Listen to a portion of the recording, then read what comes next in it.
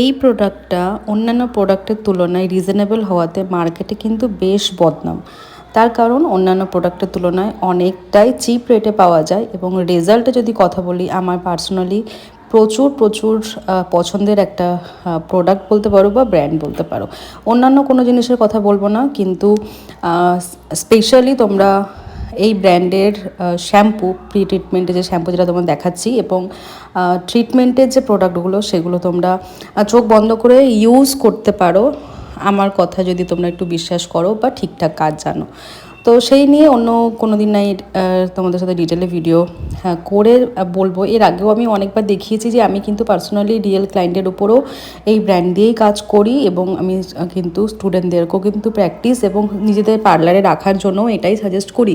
তার কারণ একজন বিগিনার স্টুডেন্ট কখনোই এক্সপেন্সিভ প্রোডাক্ট অ্যাফোর্ড করতে পারবে না। তার কারণ অনেকটা প্রাইসিংয়ের ব্যাপার থাকে এবং ক্লায়েন্ট পাবে কি পাবে না সেটারও একটা ব্যাপার থাকে। তো আমি কোনো ক্লাসেই কোনো স্টুডেন্টদেরকে কোনো এক্সপেন্সিভ প্রোডাক্ট বা ক্লায়েন্টদেরও খুব এক্সপেন্সিভ কোনো জিনিস সাজেস্ট করি না। যেটা না করলেই নয় সেটা বাদ দিয়ে। তো চলো আজকে কথা না বাড়িয়ে তোমাদেরকে ফুল এই ব্র্যান্ডের স্মুথনিংয়ের যে প্রসেস সেটা শেয়ার করি। তো সবার ফার্স্ট তোমরা ক্লায়েন্টের যে হেয়ারটা সেটা দেখলে। আজকে ছিল স্টুডেন্টদের hands on practice real hair এবং রিয়েল ক্লায়েন্টের উপর। তো ক্লায়েন্টের হেয়ার বিফোরে তোমরা দেখেছো। তো বিফোরে যে ক্লায়েন্টের হেয়ারের অবস্থা সেটা খুবই ডেন্সিটিতে পাতলা এবং প্রচুর ব্রেকেজ হেয়ার ছিল। দেখতে পাচ্ছ তোমরা এখানে ব্লো ড্রাই যে হচ্ছে, প্রচুর হেয়ার বেরিয়ে যাচ্ছে। তো সবার ফার্স্ট আমরা স্ট্রিক্সের পিউরিফাইং শ্যাম্পু দিয়ে 2 থেকে 3 বার হেয়ারটাকে ওয়াশ করে নিয়েছি।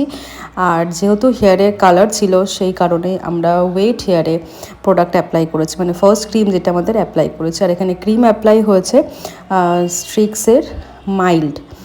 তো এখানে প্রোডাক্ট অ্যাপ্লাই করার পর যেটুকু টাইম আমাদের বন্ড লুজ হতে বা ব্রেক হতে যেই ভাষাতেই জানো না কেন সেটা, তার কারণ মেনশন করলাম। অনেক জ্ঞানীগুণী মানুষ রয়েছে যারা আবার কমেন্ট করতে আসবে যে ব্রেক হয় না লুজ হয়, লুজ হওয়া ব্রেক হওয়া একই জিনিস, বন্ড লুজ হয়ে যাওয়া এবং বন্ড ভেঙে যাওয়া।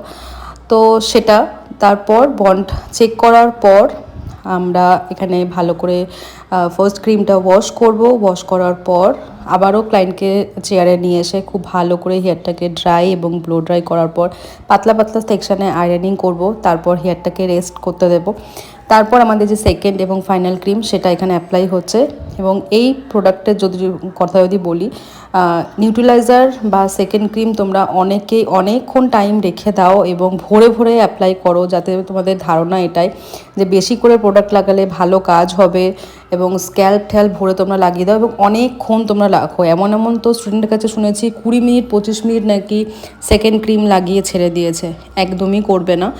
সেই জায়গায় তোমরা যেটুকু যেরকম হেয়ার পাবে হেয়ারের উপর ডিপেন্ড করে। সেই কারণেই তোমরা যারা বুঝতে পারো না, তার কারণ হচ্ছে এটাই, তোমরা হেয়ার অ্যানালাইসিস করা জানো না, কোন হেয়ারের জন্য কোন প্রোডাক্ট চুজ করতে হবে, এবং হেয়ার টাইপ যদি প্রোডাক্ট না থাকে সেই জায়গায় দাঁড়িয়ে আমরা কি করে কাস্টমাইজ করে প্রোডাক্ট তৈরি করব ক্লায়েন্টের হেয়ারের জন্য তোমাদের সেটা জানা নেই। তার কারণে কিন্তু তোমাদের প্রচুর প্রচুর ভুল হয় এবং জানা কাজ তোমাদের ফিনিশিং ভালো আসে না। তোমরা যারা ইন ডিটেলসে কাজ শিখতে চাও তারা অবশ্যই 31 অক্টোবরে যে ক্লাসটা শুরু হচ্ছে সেটার জন্য যোগাযোগ করো। সিটস কিন্তু আর আমাদের খুব লিমিটেড। আর এটা ছিল ফাইনাল রেজাল্ট। অবশ্যই কমেন্ট করে জানিও কেমন